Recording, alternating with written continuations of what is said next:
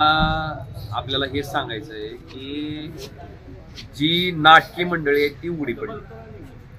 आपल्या माहितीसाठी मराठा आरक्षण हा विषय ज्यावेळेस सुप्रीम कोर्टात पहिल्यांदा मराठा आरक्षणाच्या विरोधातली याचिका आली होती त्यावेळेस या भागाचा खासदार म्हणून मी केंद्र सरकारकडे एक मागणी केली होती की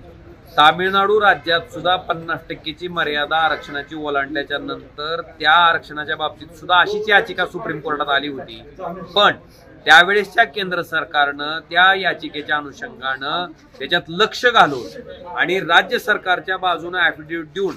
तामिळनाडू राज्याचं आरक्षण त्या ठिकाणी टिकवलं गेलं होतं। माझी मागणी ह्यावेळेसच्या केंद्र सरकारला तीच होती की बाबा जे तामिळनाडू सरकारच्या बाबतीत आपण पाऊल उचललं होतं तेच पाऊल महाराष्ट्रामधल्या मराठा आरक्षणाच्या बाबतीत उचलावं, जेणेकरून ते जर उचललं गेलं असतं तर आपलं सुद्धा महाराष्ट्रातलं आरक्षण टिकलं असतं। आणि जो वाद आज त्या ठिकाणी तयार झालाय मराठा आणि ओबीसी, मला वाटतं तो वाद त्या ठिकाणी तयार झाला नसता। असो, त्याच्याकडे लक्ष न दिल्याच्या नंतर सुद्धा